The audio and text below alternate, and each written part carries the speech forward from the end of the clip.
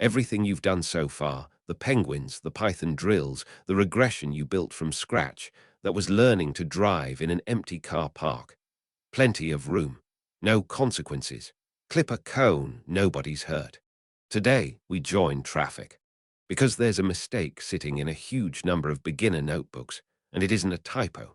It doesn't crash. It doesn't throw an error. It just hands you a fantastic-looking result and then falls apart the moment a real customer, one your model has never seen, walks through the door. By the end of today, you'll know exactly how to catch it, how to build so it can't happen again, and how to compare models honestly enough that you put your own name on the answer. Welcome to Part 6 of AI and Machine Learning from Absolute Zero, brought to you by CloudNimbus. This is the one that separates a hobby project from real work. Here's the order of play. 1. Data leakage, the silent killer, with real numbers to prove how dangerous it is. 2. Pipelines, one object that cleans, encodes, and predicts correctly every single time. 3. Cross-validation, so a single lucky split never fools you again. 4. Hyperparameter tuning, letting the computer search for better settings than you'd guess by hand. 5. An honest four-model comparison, so you see which one actually wins and why. And 6. Moving this whole project off Collab and onto your own machine, saved, versioned, ready for Part 8 to ship. One sentence, and I want you to remember it word for word. Data leakage is when information from your test set, or from the future, sneaks into how you prepare your training data. So your model looks brilliant in development and falls apart in production. The classic version, scaling or filling in missing values before you split the data instead of after. It sounds harmless enough. Fit a scalar on the whole dataset, then split into train and test. But that scalar has already looked at the customers you're supposed to be testing on honestly. Here's the honest part, because I want you to trust me, not a scary story. I ran that exact mistake on our churn data, scaling before the split against scaling after. Leaky version, 0.7842. Honest version, 0.7842. Identical to 4 decimal places. On this dataset, that particular leak did nothing at all. And that's exactly what makes leakage dangerous. It does not reliably announce itself. Sometimes peaking barely moves the needle. Sometimes it moves it by 20 points. You cannot tell which situation you're in by reading the code. The only real defense is a rule you follow every time, not a check you run only when you feel suspicious. So let me show you the version that does announce itself. Imagine engineering a clever new feature. The historical churn rate for every customer's exact combination of contract, internet service, payment method, and a dozen other categories. Build that risk score from the whole dataset before splitting, and the model scores 91.20%. Split first and calculate that same risk score using only the training rows, the honest way, and the same model scores 76.15%. 15 points. 15 points of pure illusion. Because for a customer profile so specific that only one person on the whole dataset shares it, that historical average churn rate isn't a pattern the model discovered. It's their own answer, handed straight back to them as a feature. Ship the 91% number, and you've shipped a lie that real customers will expose within a week. The rule for the rest of your career. Any statistic used to transform your data, a mean, a median, a scaling factor, a historical rate, gets learned from training data only. Never from data the model will later be judged on. The cure isn't willpower. It's a tool that makes the mistake structurally impossible, the scikitlearn pipeline. Our churn data has 2 very different kinds of column. Numeric, tenure, monthly charges, total charges. And categorical, contract type, internet service, payment method, plain words, with no natural order between them. Take contract. It has 3 possible values: month to month, 1 year, 2 year. One hot encoding turns that single text column into 3 separate columns of zeros and ones. Is it month to month? Is it 1 year? Is it 2 year? And exactly one of the 3 switches on for every customer. The rest stay off. That's the whole idea. It lets a model that only understands numbers work with a category that has no natural ranking to give it. Numeric columns get a different job. Standard scalar. Tenure runs from 0 to 72 months. Total charges can run into the thousands of dollars. Feed a model those raw numbers, and the column with the bigger numbers can end up dominating the maths purely because it's bigger, not because it's more important. Standard scalar puts every numeric column on the same footing, mean of 0, standard deviation of 1. And real data has holes. Simple imputer fills those gaps, the median for numeric columns, the most common value for categorical ones, before anything else touches the data. Wrap all three inside a pipeline, and here's the plain English version of what you've built. One object that remembers every step and applies them in the right order, to the right data at the right time. Call one method, fit, on raw, messy training data, text columns, missing values, all of it, and it handles imputing, encoding, and scaling internally, using only what it learned from the training split. There's no way for this object to leak. It never gets the chance to see test data until you ask it to predict. Put a baseline logistic regression on the end of that pipeline, fit it, score it honestly on the held-back test set, and you get 80.55%. That's our starting number for everything that follows. 80.55%.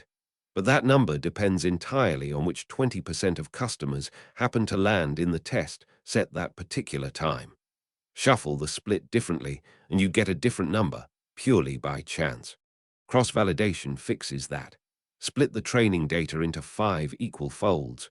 Train on 4, test on the 5th. Rotate 5 times over until every fold has had a turn being the test set. Run that on our pipeline, and the 5 folds ranged from 79.13% on the low end to 83.05% on the high end. Average across all 5, 80.42%. 4 whole percentage points from the exact same model on the exact same data, just different slices of it. Run only one split, the lucky one, and you'd walk away believing a number that was 4 points too high. Quick vocabulary, because these two get mixed up constantly. Parameters are what the model learns by itself, the weights, the coefficients. Hyperparameters are settings you choose before training even starts, how many trees, how deep each one grows. The model never learns those. You do, and up to now we've left them on their defaults. GridSearchCV is the fix. Try every combination, honestly, with cross-validation on each one, and keep whichever combination scored best. No guessing, no gut feeling. An exhaustive, fair search. On our random forest, today's weakest model going in, that search alone lifted accuracy from 77.57% to 80.27%. Nearly 3 points, for free, with no new data and no new features. Just giving the algorithm a fair shot at its own best settings. Now the moment of truth. We put 4 very different models through the exact same pipeline, so the comparison is fair and scored each one 5 ways. Logistic regression. 80.6% accuracy, 65.7% precision, 55.9% recall, 60.4% F1, and an ROCAUC of 0.842. That ROCAUC is the best on the board. The tuned random forest. 80.3% accuracy, 66% precision, 52.9% recall, 58.8% F1, 0.840 ROCAUC. Hist gradient boosting, a serious modern boosting algorithm. 79.3% accuracy, 63.9% precision, 51.1% recall, 56.8% F1, 0.835 ROCAUC. And a plain decision tree, capped at depth 5. 79.8% accuracy, 63.5% precision, 56.7% recall, 59.9% F1, 0.830 ROCAUC. Look at what just happened. The simplest, cheapest, most explainable model on that list, plain logistic regression, 1, not tied. 1 on the metric that matters most. That happens far more often than beginners expect. There's a persistent myth that fancier always wins. More trees, more layers, more complexity. On tabular business data like this, a well-prepared simple model is a genuinely hard baseline to beat, and it has the enormous advantage of being explainable to an actual manager in one sentence. Quick translation of what ROCAUC actually measures, because it gets thrown around unexplained constantly. It's how well a model ranks risky customers above safe ones, across every possible decision threshold, not just the 150% cutoff, all of them. 0.5 is a coin flip. 1 is a perfect ranking. 0.842 means pick one customer who churned and one who didn't, at random, and our logistic regression ranks the churner as riskier about 84% of the time. That's the number a retention team should actually care about, whether the priority list is trustworthy, not whether one threshold happens to work today. One last, unglamorous, essential step. A model that only exists inside a collab session isn't a project, it's a demo that evaporates when the tab closes. From here on, this lives on your own machine, the way Part 2 set you up to work. The layout, a project folder, a virtual environment inside it that never gets committed, a data folder for the raw file, a notebooks folder for this exact notebook, a models folder for the saved pipeline, and a requirements.txt file listing exactly what needs installing. Create the virtual environment, activate it, install from requirements.txt, NumPy, Pandas, scikitlearn, matplotlib, joblib. Same habit Part 2 built into you. Then save the entire fitted pipeline, imputer, encoder, scaler, and the trained classifier, every step into one file with joblib. Load that file back on any machine, and you have an object that cleans and predicts on a brand new, raw customer row in a single line. No retraining. That exact file is what Part 8 turns into a live web app. Commit it to Git. The joblib file is small, a few hundred kilobytes, so it belongs in version control. The raw CSV doesn't, that goes in a gitignore file and gets downloaded fresh by a setup script instead.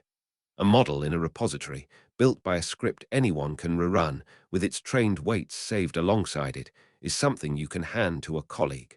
A model living only in a browser tab is not. Right, hands on keyboards.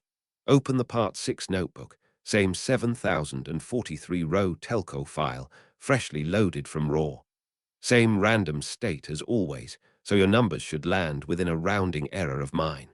We never start from someone else's cleaned copy, because that's exactly how leakage sneaks in unnoticed. Run the leakage demo yourselves. Watch the two scaling numbers land identically, then watch the target mean encoding gap open up to 15 points.